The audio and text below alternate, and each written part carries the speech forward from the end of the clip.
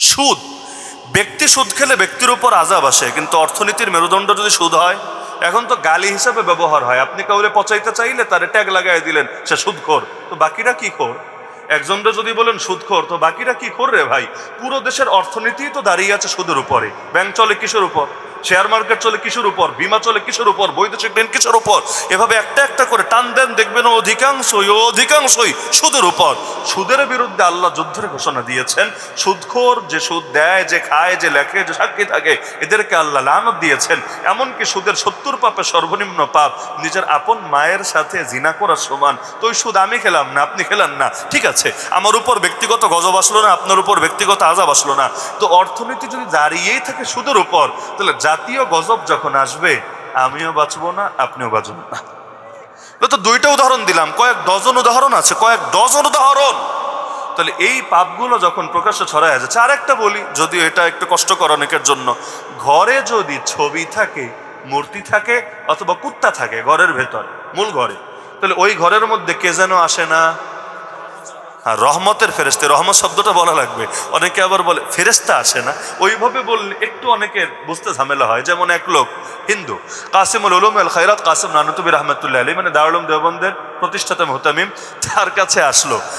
হাতে একটা কুকুর, মানে কুকুর এর গলায় রশি লাগানো, সেই রশিটা তার হাতে, এটা ধরে আসলো। এসে বলল, হুজুর, এই যে আমি কুকুর নিয়ে এসেছি, কুকুর সবসময় আমার কাছেই থাকে, আর আমার ঘরের ভেতরে ছবি মূর্তি সবই আছে। তো আপনাদের নবী নাকি বলেছে যে যেই ঘরে কুকুর থাকে, ছবি থাকে, ওই ঘরে ফেরেশতা আসে না। আজরাইলও তো একটা ফেরেশতা। বলেন হুজুর, আজরাইল ফেরেশতা না?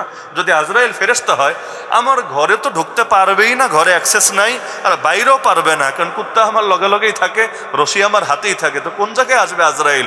আজরাইলের আসার চান্সই নাই। তো আমি মরবো না, আমি অমর হয়ে থাকবো। এখন যদি আমি মরি, তাহলে লোকে বুঝে নেবে আপনাদের ধর্ম ভুল, এই ধর্মে ভুল বলা আছে। আর যদি আমি বেঁচে থাকি, লাভে লাভ, পুরাই লাভ, আমার লস বলতে কিচ্ছু নাই। আমি চিরকাল দুনিয়া খালি ভোগ করবো আর ভোগ করবো। তিনি তাকে চিন্তা করলেন যে এইটারে কোরআন হাদিস দিয়ে বুঝায় লাভ নাই, ওর যুক্তির জবাব যুক্তি দিয়েই দিতে হবে, না হলে এদের মাথার মধ্যে সহজে এটা ঢুকবে না। তিনি বলেন, আচ্ছা বলো তো, তোমাদের এলাকায় কি কুত্তা মরে না? বললো, হুজুর, কুত্তা তো মরে। কিভাবে মরে?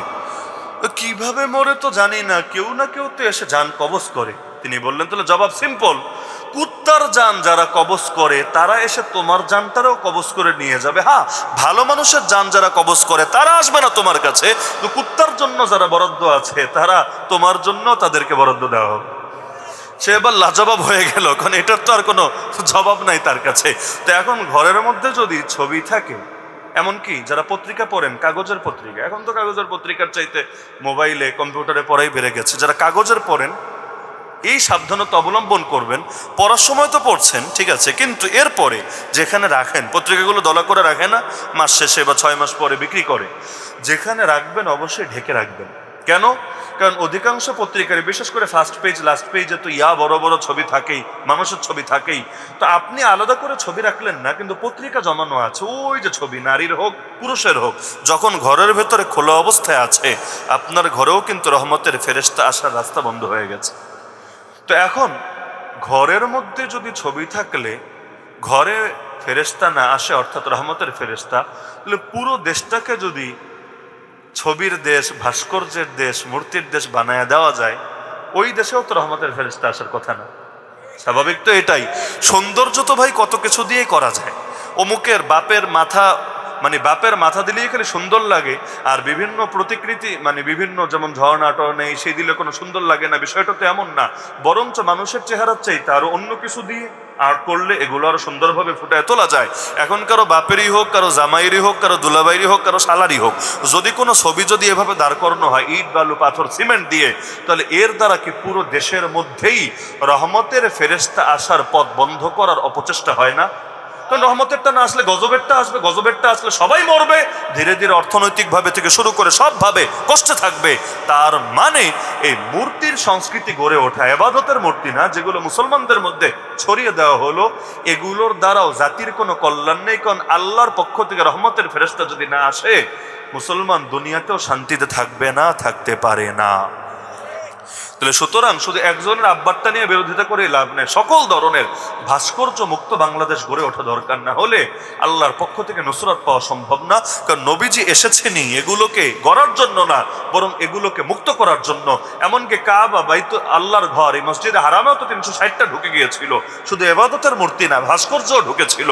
যেমন ইসলামিক ফাউন্ডেশন থেকে সিরাত বিশ্বকোষ বের হয়েছে, ওখানেও দেখবেন লেখা আছে যে কবুতরের ভাস্কর্য ছিল সেখানে, যেটার কেউ পূজা করতো না, সিরেফ ডিজাইন হিসাবে। আল্লাহ রাসূল সেটাকেও মিটিয়ে দিয়েছিলেন। এমনকি দেয়ালের মধ্যে নবীর চেহারাও আঁকা ছিল, নবী মানে ইব্রাহিম আলাইহিস সালাম, তার মুখের বয়ব আঁকা ছিল, আল্লাহ রাসূল এটাকে পর্যন্ত মিটিয়ে দিয়েছেন। তাহলে নবী হয়ে আর এক নবীর চেহারাকেই অনুমোদন দেন নাই। কথা বলছেন, নবী হয়ে আর এক নবীর চেহারা দেয়ালে আঁকা থাকবে, এটাকেই নবী অনুমোদন দেন নাই। তাহলে সেখানে অন্য কারো ব্যাপারে আপোষ করার তো কোনো সুযোগই নেই। আর যদি মূর্তি বানালেই কারো ইজ্জত বাড়তো, তাহলে ফেরাউনের ইজ্জত জমিনে সবচেয়ে বেশি থাকতো। কারণ ওর তো ইট পাথরের মূর্তি লাগবে না, রড দেওয়া বাঁশ দেওয়া মূর্তি লাগবে না, আজ তো শরীরটাই আল্লাহ বাকি রেখে দিয়েছেন, কোনো লাভ নাই। ওর শরীর আছে সামনে, তাও সবাই গালি দেয়। আর নবী মুসা কেমন ছিলেন তা জানেই না, লোকে জানেই না। তার সাইজ কত ছিল, চুল কেমন, চোখ কেমন, হাত কেমন, পা কেমন জানেই না, তবুও তার মহব্বতে কোনো কমতি নাই। তো সামনে একটা দাঁড় করাইয়া দিলেই মহব্বত থাকে, আর দিলের মধ্যে থাকলে মহব্বত থাকে না, বিষয়টা এমন না। আসল বাদশা তো তারা যারা মানুষের দিলের উপর বাদশাহী করে। এজন্য নবীদের বাদশাহী কখনো খতম হয় না, আলহামদুলিল্লাহ, কারণ তারা মানুষের দিলকে জয় করে নিয়েছে।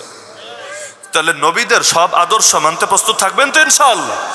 আজকাল এগুলো নিয়ে কথা বলা লাগে ব্যাপকভাবে, কারণ হলো অনেক সময় বিভিন্ন কুফর শিরিক এমনভাবে চাপিয়ে দেওয়ার চেষ্টা করা হয় যে না মানলে নিজের চাকরি বাকরি ক্যারিয়ার নিয়েও টানাটানি লাগে মাঝে মাঝে।